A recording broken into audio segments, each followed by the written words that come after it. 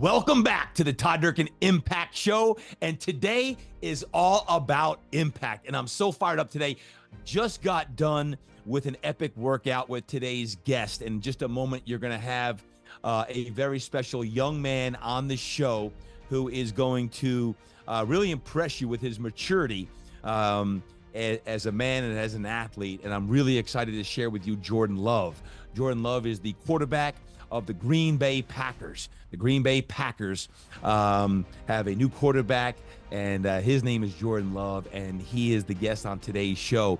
Now, Jordan came into Fitness Quest 10 in January to train with me, and while I had known of Jordan, I had not yet met Jordan. I had not yet worked with Jordan, and I always say this is the NFL offseason is my in-season.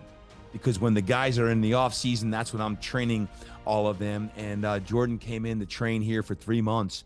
And I can't believe the 3 months is now up because OTAs are getting started and they're all back at their facilities. And I want to get Jordan on the show before he left. Why? Because the man that I have met, not just as an athlete and a hard worker in the weight room, but Jordan Love as the human being, as the young man who has big dreams and visions and aspirations to help impact the world, really is special. You hear all about that in today's show. Now, here's the thing. Jordan's just 25 years old, and he is a mature 25 years old. I thought he was a lot old, not older than that, but he presents himself much older than that. He's out of Utah State. He was not recruited heavily, and he told me a lot of this after the show, so I'm telling you here before, so you will really have some context for today's podcast show. Is he was not highly recruited out of high school. He had a few offers, ended up going to Utah State. He almost quit football. And he did not quit football, stuck with it, ended up being a first-round pick of the Green Bay Packers, ended up sitting behind Aaron Rodgers for 3 years. And then last season, he had a breakout year for the Green Bay Packers. In today's show, I'm going to talk about football just a bit. And if you're not a football fan, that's okay. You're going to love today's show from what you hear from Jordan, because it's not just about football. It's also about training and what he's doing to optimize his performance. And it's probably just as much or more about life and some of the things that Jordan has been through. I'm not gonna tell you all of it, because I want you to hear from his mouth to your ears his amazing story and the adversity that struck him at age 14 as a young man, and what happened that really was impactful in his life and is going to impact him for the rest of his career and the rest of his life as well. And let me tell you what, when you tune in today, if you're not a football fan, you might be a Green Bay Packers fan after this. And if you are a football fan and you don't like the Packers at all, you will be a Jordan Love fan, if nothing else, after you listen to today's show, because you're going to hear the heart and soul of a man who is going to be certainly an impact man in his career and in his life. So without further ado, let's go to today's show after a grueling workout here at the gym with my man, Jordan Love. Welcome to the show. Yeah, thanks for having me. It is awesome. It is awesome to have you. By the way, we are absolutely sweating right now. We just got done with the workout and a game time. We always we finish with our game time. And I'm not sure who won today, Jordan. Who won? I forgot. On the walk up here, I forgot already. So I'll leave it at that. We end with rebounder. If you follow the IG every now and then, you see the rebounder game. But Jordan is actually wrapping up his training the last 3 months. It's been since January here. And really honored a good friend of mine, Teresa Villano. She introduced us to Jordan, and Jordan came in the last 3 months, has been grinding his tail off. It's been great to work with him. But Jordan, why don't you explain the last 3 months of your highlights, your lowlights, and everything in between? Yeah, how the off season goes. You're on your own. You get to do whatever you want. I've been down here. My girlfriend Ronica's been playing volleyball in San Diego. So yeah, been able to hang out here and obviously get with you guys here at Fitness Quest, which has been awesome. Just on the grind, been in the weight room 3 days out of the week. Been on the field with Marcus, doing arm care stuff 2 days a week. Yep. And traveling back and forth from Orange County too to get my throwing in with some of my receivers down there. So it's been good. It's been a grind, but I think this off season's been the most work I've put in. Yeah. What's been the best part of training and the worst part of training? What's been the best? The best part is, I always say the best part is, after you get done with that workout, because the worst part is waking up when you're not motivated. When those days when you're like, man, I guess the off season, do I really want to get in there? Like, do I need to do it today? Do I need, and then you're like, and then after when you're done, you're like, man, I'm glad I did it. Got it over with. Because it kind of kickstarts your day, and it keeps you active, keeps you just in that mode of trying to grind and stay on top of your game. How about the worst part? The worst part, like I said, is it's those long days when you might have a long night because off season you're still trying to have your fun, enjoy your life, and then you got to wake up. We starting early at 9 a.m. and get after it. So you get the hill repeats, you got the sled push, the hill days, and then you finish the workout and you got the competition. And you lose the competition. That's part of my plan, by the way. Work you guys really hard and then compete at the end. And I jump at the end. When you're not as tired. When you're not as tired. Exactly. That's absolutely right.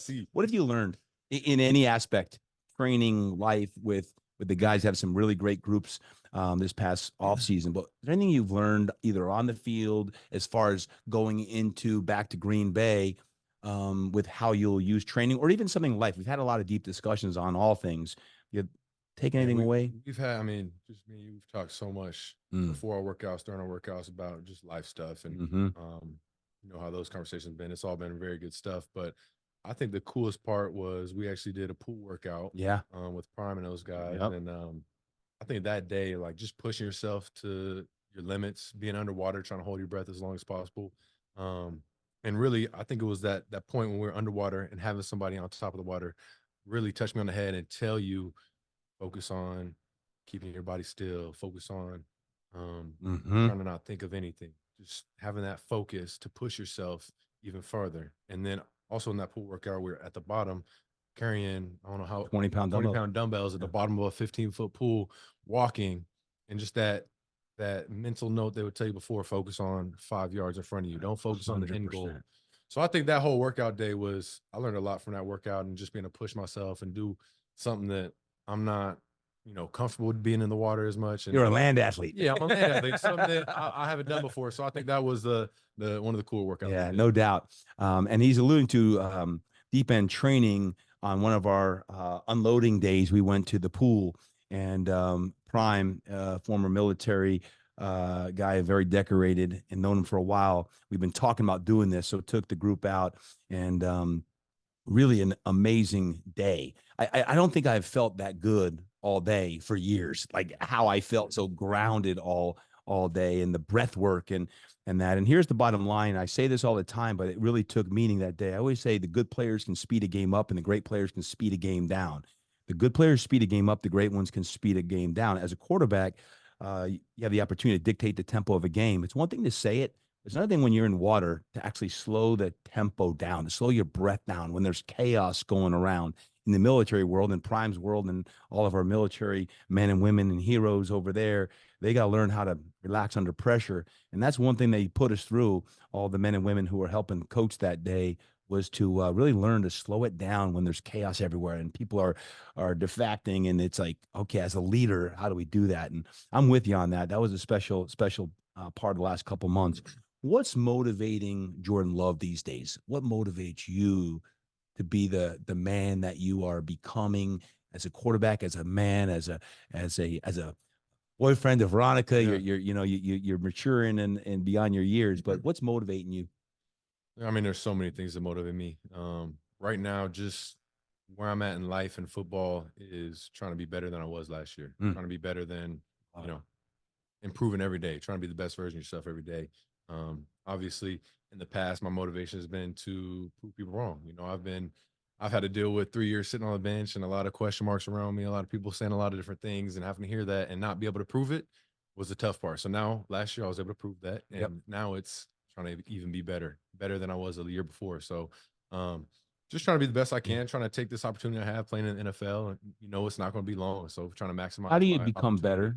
How is that? Like, I want to become better. It's I want to be better. How are you doing that? How are you controlling that mindset? Yeah. My biggest thing is trying to focus on the things I do good and trying to improve little gains where, I've seen myself in a game throughout a year, and I watch myself throughout the games, and it's okay. My feet look good. But how can I get my feet better? How can I be more under control, more balanced? Things we talked about when I first got here. Yep. Trying to have that balance in the pocket, when, you know, you got these big D linemen grabbing on you and still trying to be able to make that throw under pressure.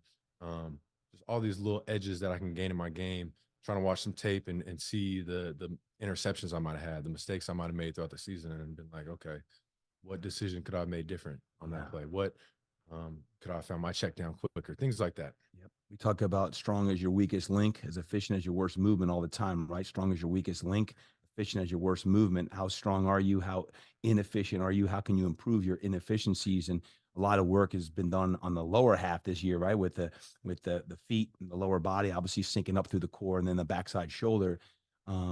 But what's motivating you, and one thing I've seen is your discipline has been amazing, as far as not only just quote showing up, but showing up with a purpose. And every time is, hey, what are we going to focus on today? And whether you're with the group, it's just you and I. It's always been that mindset of, hey, how do we get better today? And that's the best thing is as you've progressed here in your training, your front side of where you're going is so much bigger than even your backside. You've had 2 years sitting behind Aaron, and then a year, three, and then last year, which is kind of your quote, breakout year per se.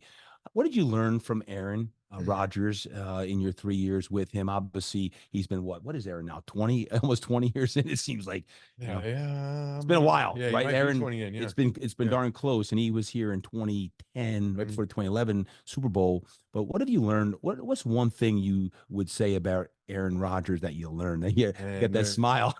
So many things I know. I say that because there's so many things that I've learned just being able to see him. But I'll always say this: the biggest lesson I've seen, just being able to sit back and watch him, was the consistency. Every day he shows up, and whether it's we're doing a drill individual where we're just handing the ball off, we're just doing ball fakes, he makes it look the same every day. He's intentional about what he's doing. He tries to make it as game-like as possible in everything he does. And he tries to go 100% in all these little drills we do. And just that consistent approach day in and day out was always the coolest lesson I saw, because I always say, like, he makes so many awesome throws in the game, but the stuff you see in practice, you're like, what is this? And that's the biggest thing he told me. Like, we'd be out there doing our little individual drills, working on our 5-step strike throws. And he's visualizing a linebacker right 100%. There. He's got to throw it around the linebacker. He's looking guys off in these individual drills, and he's intentional about everything he does. And that was my biggest, or really my first look at, okay, seeing a pro do it, seeing somebody who's at the top of the top. And I'm like, all right, I want to start trying this stuff. I want to get in there and start trying things. What I learned about Aaron, and I think from seeing him and working with him back in the day, was he was always intentional and intense, but he always had fun. He always had this way about him that was just kind of this boyish fun. Like, he enjoyed the process on that stuff. So I know you had some really great years with him, and it's interesting, and I'm excited to see what he can do this year, right? As he gets ready for another year with the Jets. And then personally for you, going through everything now, balancing out football, life, travel, all the things that you're doing, you're getting pulled in every way. How do you stay grounded with everything? This past few months coming out of after the playoffs, you're getting pulled with a lot of opportunities. How do you stay grounded in keeping the main thing the main thing? Yeah, that is definitely the hardest thing. I would say, football is easy, and then life outside of that, like you said, it changes. Amen. You're getting pulled so many different directions. So trying to keep the main thing is, for me, it's obviously family. Staying in contact with them, being able to go visit my sisters, my mom, my little nephews I got.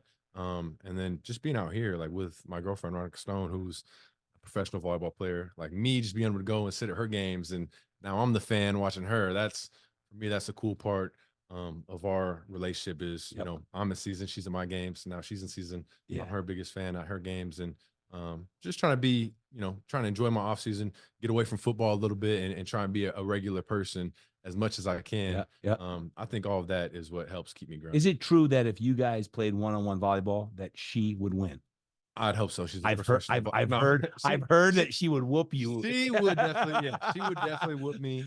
We actually, like, she's a great athlete, believe it or not. Like, we play horse. I've seen her. Yeah. We play horse, and she kills me in horse. Yeah. She's a great shooter. So, she comes from a family of athletes.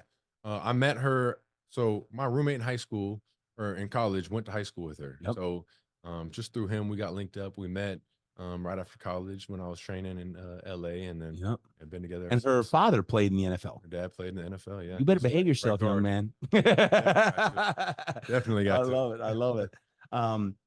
Football wise, I want to talk football and training before a few questions on life, but this upcoming season, physically, you're ready to go. It's only end of April here as we get ready for OTAs coming up. But what are your goals this early on for this coming season? A lot more, got a target on your back. But what are your goals for this season? Yeah, I mean, I think just to, we kind of set the bar of what we could be as an offense last year and as a team, and just to improve on that. We had a lot of young guys on offense, so I think for me is going into this OTAs and be able to keep improving on where we left off. Yeah. Really, we went through a whole year of, we did some cool things throughout the season with the receivers meeting and doing some things that we hadn't done in the past. So I think just building on our process and trying to get better and move along as a group. But for me personally, like I said, just, you always talk about stat goals and things like that. Stacking. Trying to improve. Like, yep. That's why I think that swim, the deep water training we did was really valuable. Focus on the next line. Yeah. Like focus on the next line. Yeah. Like sometimes I think we get so enamored with what we have to do with the whole entire season, and we got all these games, and like it could be overwhelming to think about that versus, okay, it's April. Here's how I get better. This is what I got to do. And focusing on that process helps reduce or eliminate any of the anxiety, angst of all the overwhelming, the things you can't control. Take it one week at a time, one day at a time. And 100%. That's it. How about when you step back? I know we talked about this for several weeks here, but when you step back, big picture for you, football wise, goals for your career. Do you have any kind of like when you manifest as a boy, your boyhood dreams? Do you have any big goals? I call them BHAGs, big, hairy, audacious goals via football with what you want to do? Oh, 100%. Football, I mean, obviously just starting my career, being off of last year, like Super Bowl is obviously the #1 goal. Everyone says that. That's the dream of everybody. Of course, yeah. Making a Pro Bowl, that'd be an awesome accomplishment. Making, making it to the NFC Championship. Like I've been there with the Packers. I haven't played in it. So making it to that game. I mean, there's so many different goals that just things I haven't accomplished. I had a good season, but I wasn't a Pro Bowler. I didn't make the NFC Championship. I haven't won a Super Bowl. So there's so many things out there I can go get. One thing I know you do is make the team better. You make the team better. And as a quarterback, that's one of the things that quarterbacks do, because it's easy to be the guy and statistically be a leader and all those things. But you got, 10 other guys out in the field, and you got 51 other players out on the team with you. And the one thing I know in talking with people who you play with or that know you, you make the team better. And if there's one thing that allow you to stack Pro Bowls and Super Bowls and all that, is it's making the team better. And I'm excited for your future too, this season and then future forward, because I know how hard you work and what you've been doing. So it's exciting to see the process, And I know you know this, but that discipline to do the process day after day, the days you don't feel like doing it, but you do it, and you're around the right crew of people, and next thing you know, you start feeling it, and next thing you know, you're doing it, and you're getting better. That's what it is, surrounding yourself with good people too, and people that want to push you, and it's part of it. I got you. Last one on the football thing, as far as I just wanted to ask this: NFL quarterback, people have their perceptions of what it's like to be a quarterback or to be Jordan Love. Like, what's it like? But what's one thing that someone should know about being an NFL quarterback, but they don't? Like, what's one thing they should know about? Man, it'd be great to be Jordan. It's, you play on Sundays, and man, you get all the fame, you get all the. What's something people should know, good or bad, about being a QB?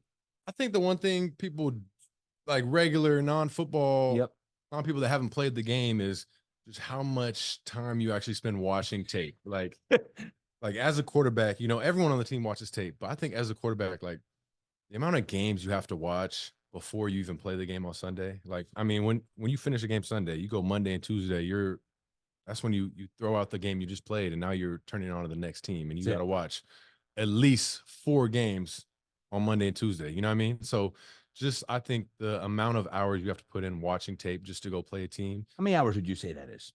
Throughout the week? Yeah. Total in a week. Is it 5 to 8? 10? I mean, I'd say this. It's probably Monday, Tuesday. It's probably about 4, maybe 5. Yep. And then that's just on your own. Correct. And then when you get in the facility, all day you got meetings all day You where can you only watch, practice for so long. where you're yeah, you practice 2 hours a day, you have an hour workout. The rest of the time you're in meetings, watching film, going over game plans, the plays you're putting in that week.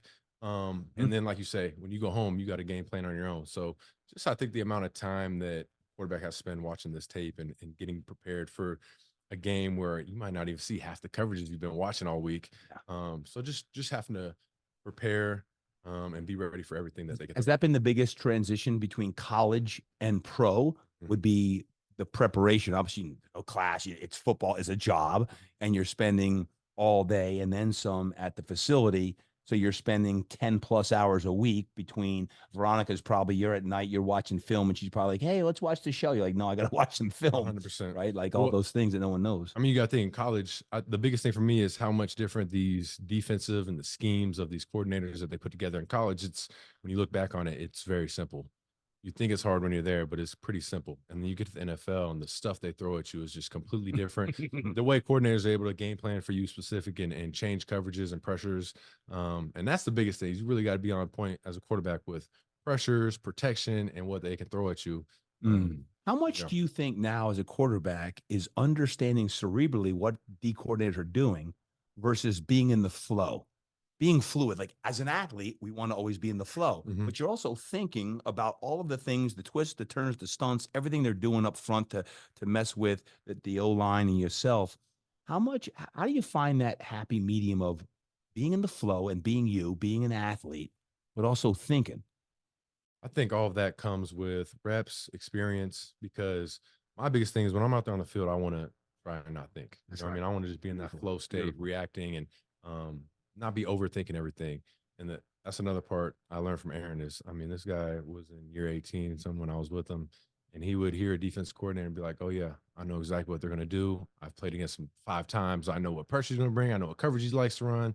I know what adjustments he likes, and just the way over time that you gain knowledge, experience playing against certain guys, you kind of know what they bring. And that's where that experience is you can't coach that stuff. Preparation plus experience. You can't coach that stuff. So, but like I said, you want to be in that flow state, trying not to think as much as possible when you're on the field. Anything else that someone else should know about being a quarterback? How about off the field?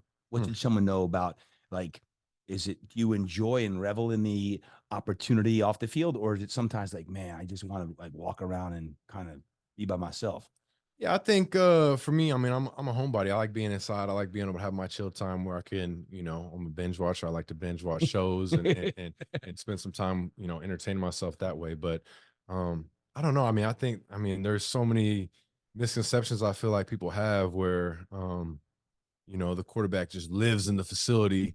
And it's like, yeah, you do that, but also we have iPads we can take home where you don't have to be in the facility watching it. You can be at home watching stuff, or the quarterback has to be doing all this extra stuff. I mean, you do extra stuff, but you got to have that time where you can down. When you get away from football, how do you do that? Is it watching a show, or like what's your favorite quote hobby or activity to get away from football where you're not thinking football, but if you're doing this, you're like just being you? Yeah, me, it's 100% watching shows, watching new movies, going out to eat, trying new foods, going to restaurants in Green Bay, and then obviously being in Green Bay, going to Bucks games. Like that's one of the biggest things we like to do.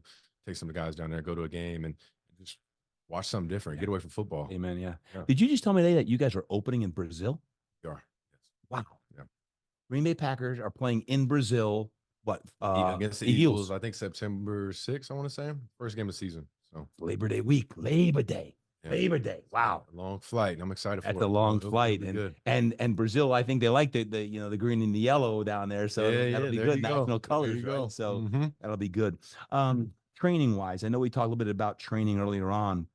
One of the things people think about training is we're always at, hour and a half, 2 hours grinding, which we do, but there's the other side of training to help recover the body. I want to just focus for a moment on what are some of the things that you do recovery wise to help you come in 3 days a week and do the weight training. And then obviously you're on the field at least 2 times a week now. It's going to start amping up by the time we hit June, July into training camp. It's almost every day. What are some of the things that you do recovery wise to help you feel the way you need to feel? Yeah, and that's the biggest part of it is recovery. So for me, in season and off season, I'll do massage, which is huge for me. I got to have massage, soft tissue work. work with a PT, do some cupping, do some needling, especially on my shoulder after a long day throwing, get on your hamstrings, things like that. In the off season and in season, off season, I like to do hot yoga. Love it. Whether it's one day every 2 weeks, just get in there and do some more stretching stuff. But I like to get that sweat in. I like to sit in the sauna, so I like to do hot yoga. But yeah, in season, you're doing a massage 2 days a week, PT 3 days a week, and just a little bit of extra stretch work. I'll try and go to yoga as much as I can throughout season, but is that 30-minute yoga, 60-minute yoga? We do an hour yoga. Hour yoga. Yeah, hour yoga over there, and we'll get a good amount of guys on the team. At the facility? It's not at the facility. We go to someone else outside of the facility, but yeah, there will be a good amount of players doing it. Yep. Speaking of opportunity, do I have a great opportunity for you? I recently announced the brand new Todd Jordan Impact Summit live event, the Impact Summit live event, Los Angeles, California, July 11th to the 14th. I would love to have you in the house. Be in the house. I always say, be in the room, be in the room. If you've always been wanting to go to a retreat, a live event with me, and 12 of my closest friends who will be presenting, along with hundreds of other people, this is your opportunity. Carpe diem. The theme is be iconic, be iconic. And what is it going to take for you to step into your most significant and successful self? And you do not have to just be a trainer, coach, or fit pro to be in the house. It doesn't matter what you do for a living, but if you have the desire to get better and you're looking for maximum personal growth and you want to be in the right room, this is the opportunity to be in that room. We have over 10 talks, and these are impact talks if I've ever heard them. We got Podcasters Row. We got workouts every day. We have 3 different parties, count them, 3 different parties, networking events, and our own expo at the Impact Summit. And what a community. Can I talk about the fire-breathing dragons, the mind rate maniacs who will be in the house? You're always thinking, oh, well, the podcast, I just listened to the podcast. If you listen to the podcast, my friends, you're part of the family, and I would love to have you at the Todd Jordan Impact Summit this coming July. Take a look at all the details when you go to toddjordan.com. Look at all the details and sign up now. There are some amazing early bird specials until May 15th.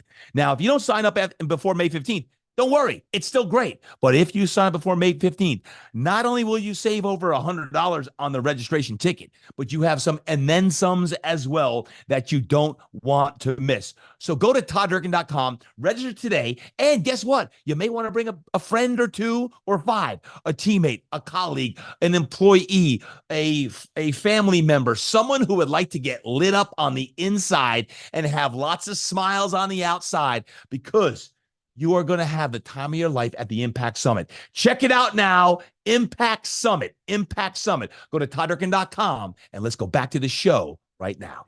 So you got the yoga, you've got the soft tissue work, which is huge. Nutrition. It's one thing that we focused on this past off season, and you've done a lot for that. How has your nutrition changed? Are there any focuses that you like, okay, I've got to really, like, I got a sweet tooth or not? Like, what are you doing now to really dial in your nutrition? Yeah, I'd say nutrition has always been the hardest thing for me. For everybody. I'm a foodie. Everyone's like, smiling in the room. I like eating good food. I like trying new places. I have a bad sweet tooth, so I love all that. So that's been the one thing this offseason. I've met with a guy and tried to lock in on the nutrition side, and just for me, understand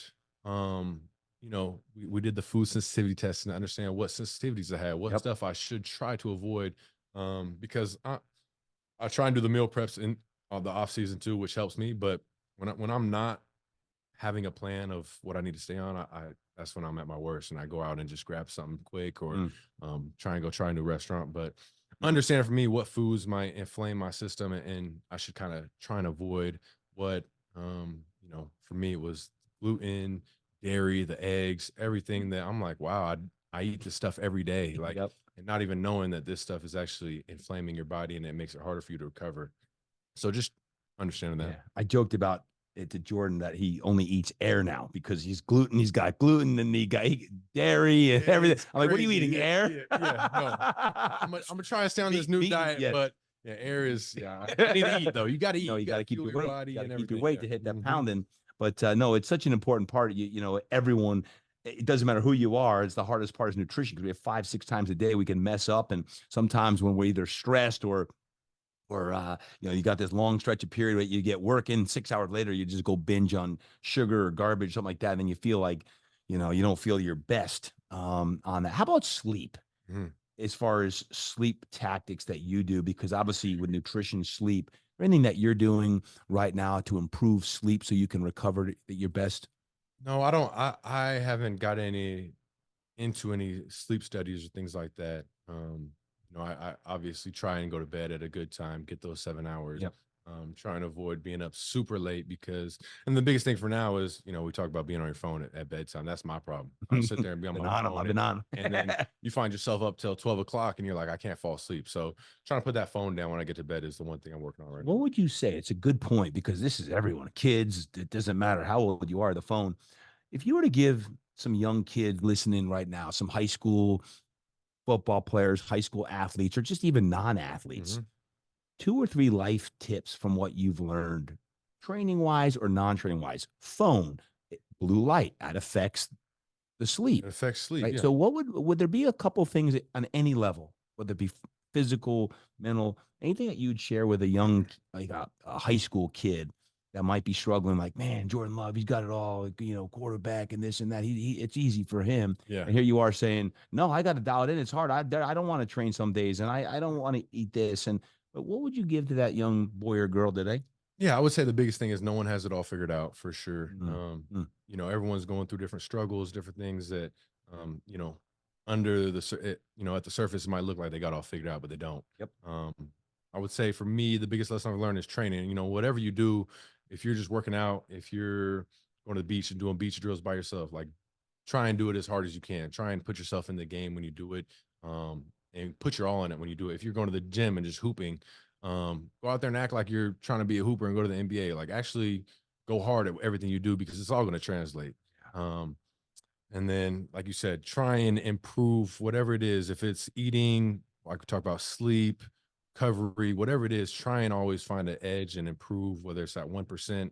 If you think, okay, if I just sit in these Normatec boots for an hour or 30 minutes, like that Right. might help me recover. If I get in the cold tub once a week, that might help me. Just try new things. Don't think, oh, 30 minutes is going to help me, or 2 minutes in the cold tub might not help me. You know what I mean? Everything adds It up. all adds up and it all Everything changes. adds up.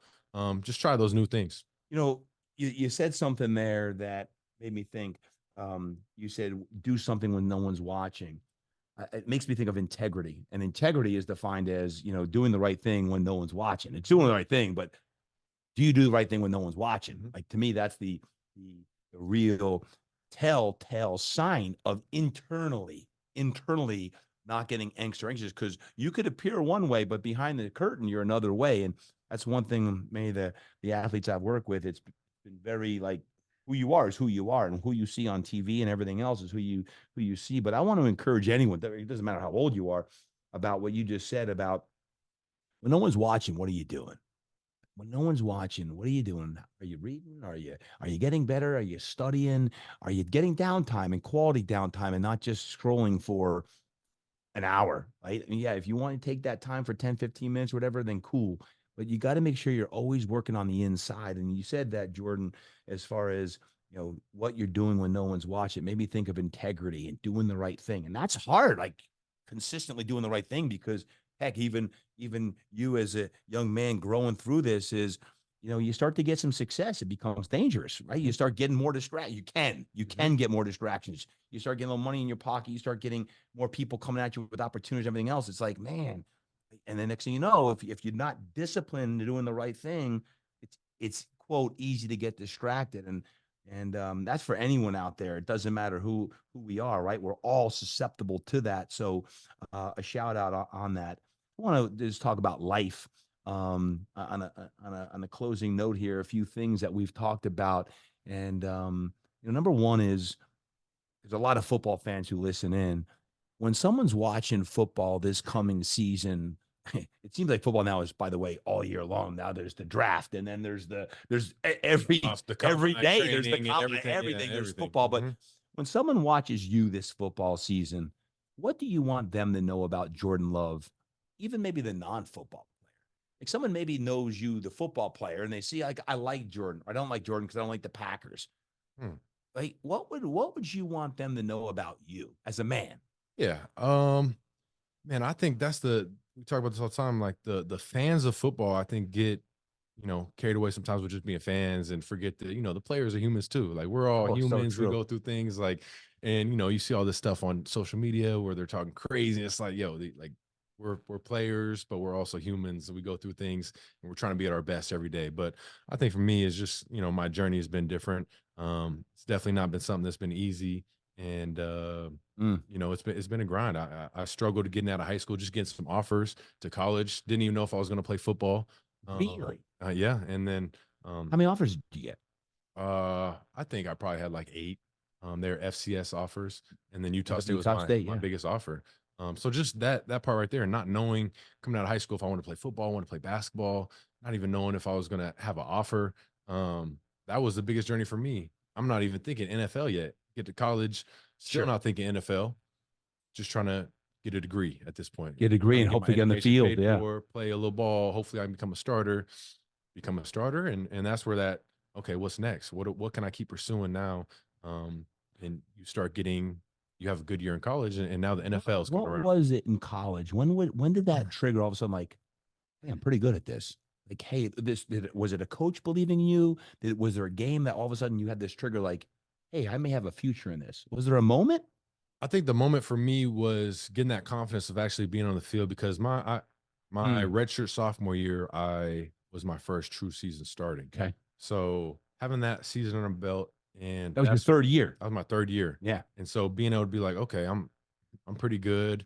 Our team's pretty good. I'm doing some pretty good things. And now there's more NFL scouts coming. And I'm like, all right, this might be Interesting. Yeah. the future for me. And that's when my freshman year when I got to college, my mindset wasn't there. I remember somebody asked me, um, you know, what year do you think you'll go to the NFL? And I was like, NFL, like I'm trying to become a starter in college. Like I'm fighting for a starting job right now. I'm not even thinking about NFL yet. So it's just crazy how my mind wasn't even there yet. I wasn't programmed thinking that. And then once I, started pushing myself a little bit harder and believing it and just having that confidence in myself is the biggest thing. Always believing that I could do it. That mindset switched. Yeah. Yeah. It's so good. So good. I always love thinking about that. Like, when did the mind change of like, hey, I may have a future in this? And then you realize and you take those steps, and next thing you know. So when you watch Jordan Love this season, this fall, and you see him out there, know the man behind the man. It's so funny in the NFL, like how fans, but that team, it's like, hey, we lost or we won. Like, you are part of that team. Like, the fans feel like part of that team. Um, you shared something with me the other day that floored me because I didn't know it. And you said you have talked about it. And that's what I'm like, man, I'd love for you to share that. Would you be willing to share what you share with me about your father? As a young man, fathers are really, really special um, for everyone, men and women, boys and girls. But you shared something with me, Jordan, that took my breath away. Would you mind sharing that? Yeah. And I think this might be something that a lot of people might not know about me and my family, but um, Mm. my father took his own life when I was 14 years old. So, you know, as a young kid, being 14, I'm in, I think that was my freshman year of high school. My dad is my biggest believer. He's the one who's been teaching me everything I know about football, basketball, sports in general. And then that's your dad at the end of the day. So for me and my family, that was one of the hardest things we've had to go through. And as a young kid, that's, it's one of those lessons where, you don't understand it sometimes. And you're like, why did this happen?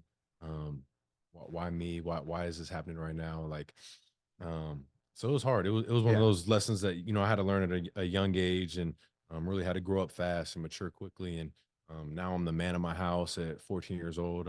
I got 3 sisters and a mom that, we're all trying to lean on each other, get through this tough time. But, it's one of those lessons I think earlier that life happens. Things happen unexpectedly that you can never prepare for. Yep. And life throws curveballs at you. But before we go to the 27-year-old perspective of that, I want to sit in there for a 25, second. 25. 25. Yeah, at 25, aging, Rippon's age. 25. I want to go back for a second because at 25 you have a different perspective than 14. At 14, you're there and you got all your friends are important, sports are important. That's your guy. It's your mentor. It's your biggest cheerleader. Little boys try to please their father, right? Um, is that something because even then, 10 years ago, 11 years ago, it's crazy to think it was only 11 years ago, is even suicide wasn't as, I don't want to say accepted, but there was even more of a stigma back then. Like you don't want to talk about it. So did you wrestle with the, man, what am my buddy's going to think? Or like kind of almost like not talk about it? Or was it so like everyone knew and it was cool? I'm just curious because at 14, very impressionable age, important time for a boy or a girl. I mean, I think in my life, my dad, everyone knew my dad. Everyone, I mean, he was so connected everywhere. He's a police officer. He was a youth pastor in the church. Like he did so many different things in the community that so many people knew who he was, that it was a big deal. Everyone knew. So it wasn't, I think, hard for me to talk about because I feel like so many people knew what happened. But I think that's the hardest part is 100. what exactly happened, the details of it. People don't know that.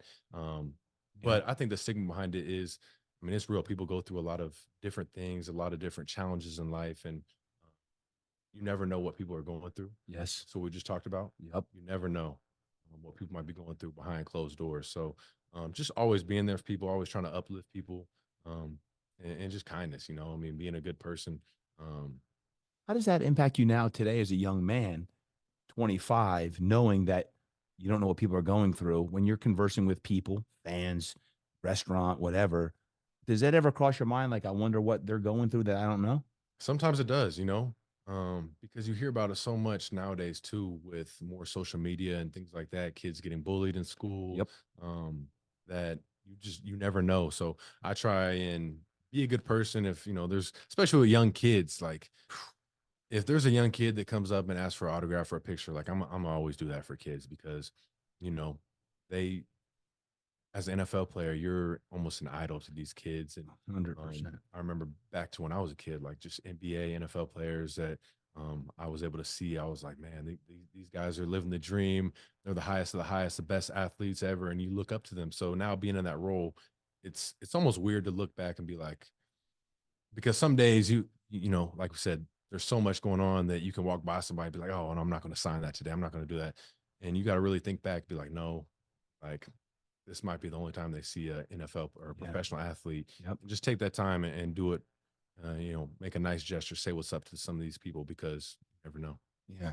Do you ever think that the position you're in now is bigger than football? Like with what happened to your dad and then going through all that, you now have a platform to impact people even more than, quote, just a quarterback? Yeah, it's changed so much. And now I'm getting to that point where I understand that I do have that platform. People are able to see that, I've went through things that other people have gone through. And you can turn all that adversity into really good things and use it to fuel you and to push yourself. And I do a lot of things in football in general. I'm like, I want to do this for my dad because he wanted it so bad. I was going to ask you so, that. So just motivation in general. But just using my platform now and being able to tell my story and tell people that there's going to be light at the end of the tunnel. Never give up, because there's when it happened, like in the time, there was some very hard days, hard months that followed, and just to never give up. How'd you get through that? Family, leaning on my family, my sisters, my mom, because. And your mom's a police officer? My mom was a police. She was a highway patrol officer. So, wow. I think she's the one that really helped us get through that because she was our rock. She was the one that, me and my sisters leaned on after that.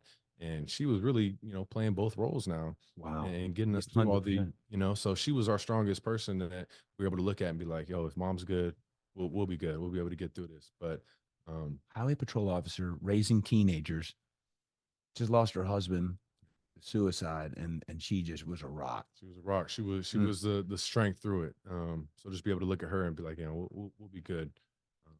How do you think someday, if you're blessed to be a father and a husband, this will impact you from your experience growing up, losing your father early, young, at a young age, and then how do you think this will impact you?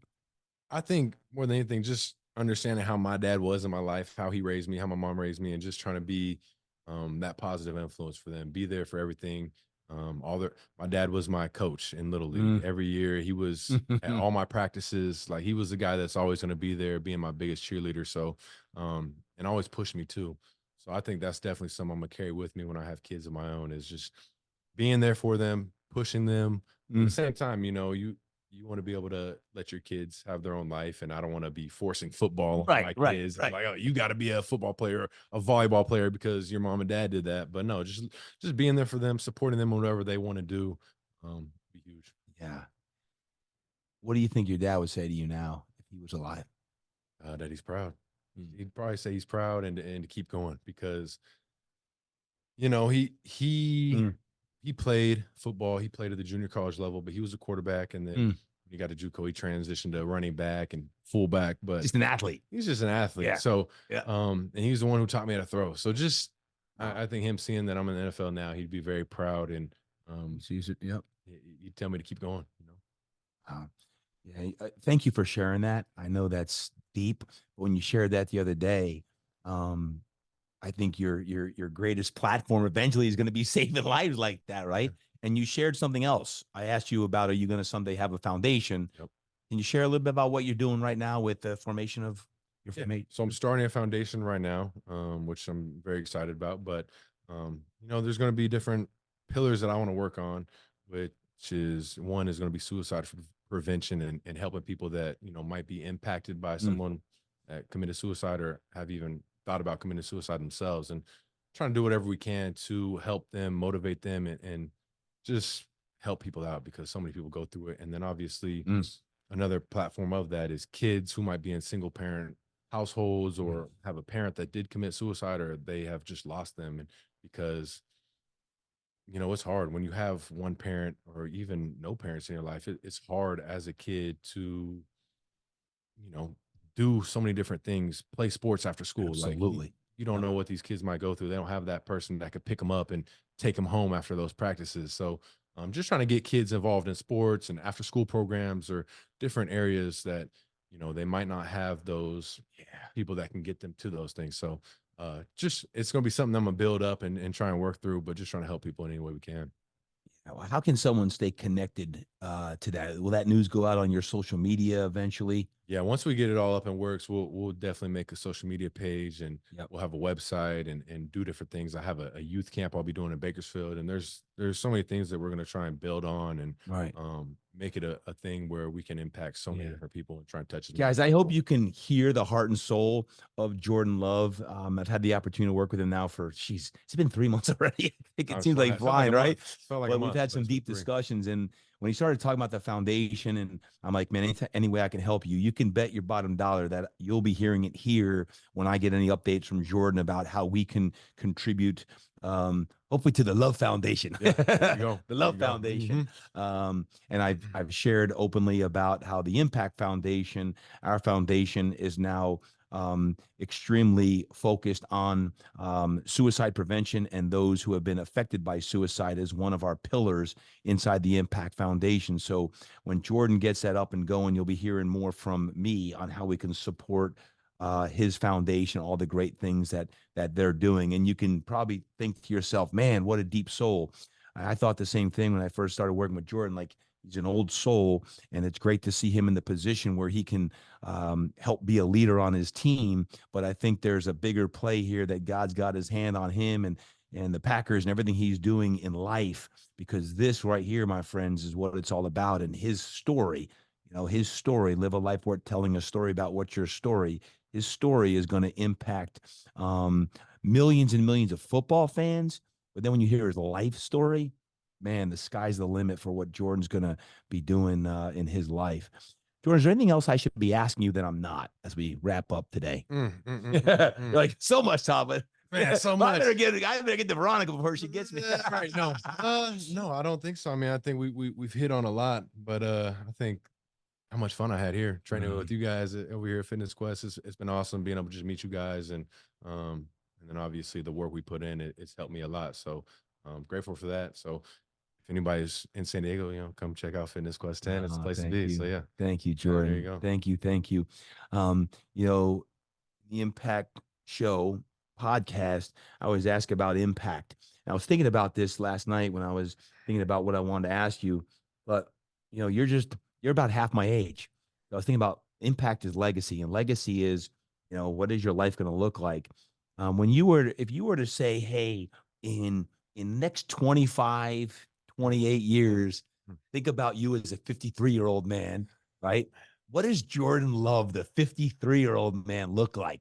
He's like, man, TD, I don't know. That's old, man. But I was thinking about that last night. Like at 25, life's in front of you and you're in the prime of your career, right? And everything is right now. But when you think about legacy and what you want for your goals for football and life, can you think about that at all? And what you want to, like, if someone was saying, or heck, by that point, I'll be what, 75 or something like that? Man, well, 50, I know for one thing, I want to be walking around with a gold jacket. I want to have one of those. Obviously we've met Andre Reed out here. He's a good friend, but love Andre. I think just seeing him with his Hall of Fame jacket and all the cool things he gets to do, that's definitely a goal of mine.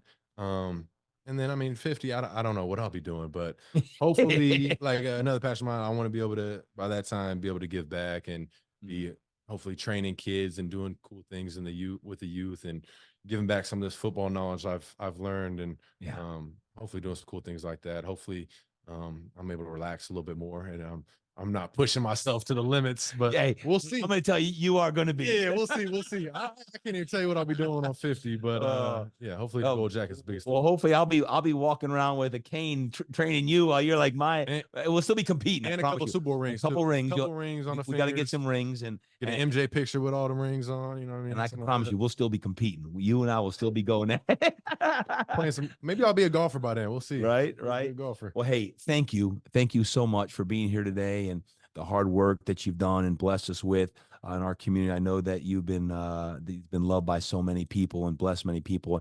I can't wait to finally get to Lambeau, come out and see Lambeau. It's going to be an awesome experience. But brother, man, thank you for being here today. Guys, we'll keep you posted. Your social media is what? Is it just Jordan Love? Instagram, Jordan 3 Love. Jordan 3 Love. Yep. Jordan 3 Love. So check that out. We'll put it in the show notes. Make sure you tune in. If you're not a Green Bay Packers fan, well, then at least be a Jordan Love fan. If you cheer for another team, know that the man behind the man here is someone who is very special. And he just shared his life story and football and training and what he's done to get to where he is today. And he's just getting started. So Jordan Love, thank you, brother. Thank you. Attention trainers, coaches, and fit pros. Do I have an awesome opportunity for you? On Thursday, April 25th, I will be doing a free webinar all on success. You're going to want to be in this webinar. Sign up. It does require a sign up so that I can drop my 5 different ways for you to achieve success in the fitness industry. I realize that you can't keep doing what you've always been doing to get you to where you want to go. And I'm going to give you all of the knowledge that I have that's going to take for you and me and us in the industry to really maximize the impact. Maybe you're ready to grow. If so, be on the webinar. Maybe you're stuck, stalled, or frustrated. If so, be on the webinar. Maybe you feel like you're on an island and you don't have the network of people around you, then you definitely want to be on the webinar on Thursday, April 25th. Or perhaps you're just looking for some more energy. Maybe you're even exhausted or burnt out. You're definitely going to want to be on this webinar on Thursday, April 25th, 12 noon on the left coast, 3 o'clock on the right coast. Be on the webinar. All you have to do is sign up. Sign up. Go to todddurkin.com. todddurkin.com. You can also take a look at all the details on my Instagram in the link tree on Instagram. All the details. Sign up. I'll email you all of the details so you could be live on the webinar with me. And I'm going to provide a 20-minute Q&A session as well to any question you have. What I want to make sure, business, leadership, in the trenches, your personal growth, all is going to be on this webinar. So be there on Thursday, April 25th, live webinar, and sign up. Oh, and but one more thing. If you sign up and you can't make it live, I will send you the replay, the recording, but you have to sign up. Otherwise, I don't have your email list. So sign up, be there live. If you can't be there live, I'll send you the recording Thursday, April 25th, todddurkin.com. I'll see you. Back to the show. Wow. Oh, wow. Was that an awesome episode or what? I'm so excited to have you heard Jordan Love and the man behind the mask. The man behind the mask there for the Green Bay Packers. Number 10, by the way, number 10. So like, hey, what number is Jordan? Jordan is number 10 for the Green Bay Packers.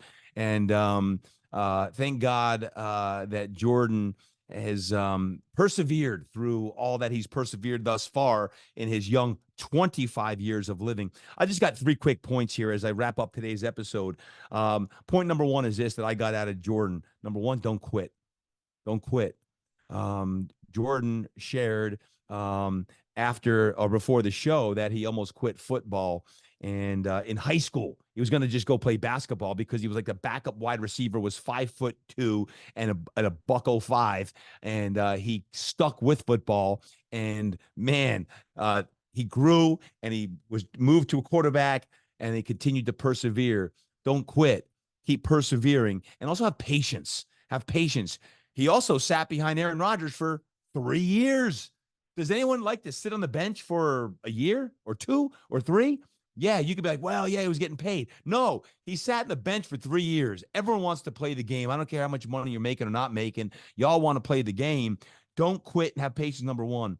Number 2 is, what do you do with the opportunity when the opportunity comes? When opportunity knocks, what do you do with it? Jordan talked about preparation, the number of hours he watched in the film room.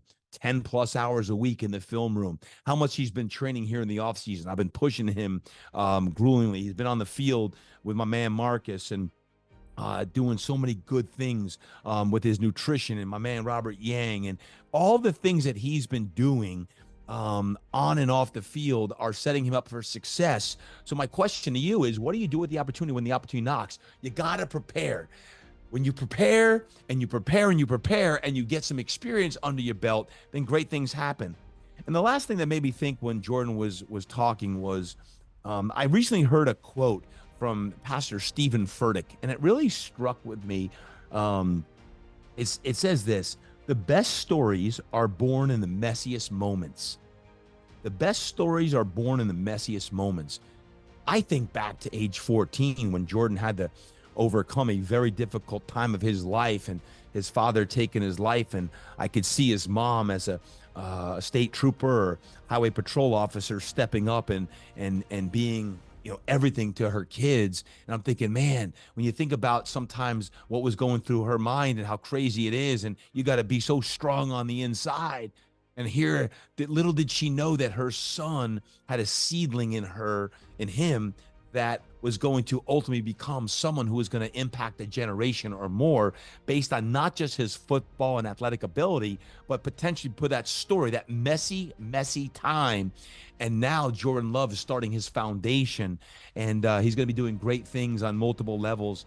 And I'm so blessed to have met him, as well as now worked with him very intensely in the last 3 months. And I'm really looking forward to working with Jordan in the years to come and helping him become the athlete and the man that he's stepping into in that version. So think about your top lessons. And if you can do us a favor, please check out my social media when it comes out, and answer the questions that I ask about what you got out of this episode. Take a picture right now. Boop, snap a picture, post a picture on your IG stories, tag me at Todd Durkin, and of course tag Jordan as well. It's Jordan3Love on the IG, Jordan3Love on the IG, and let him see you spreading the message of what he's doing, and spread the Impact Show podcast, the Todd Durkin Impact Show podcast, so people will listen to this and get hope, motivation, and inspiration for whether they're 14 years old, 25 years old, 53 years old,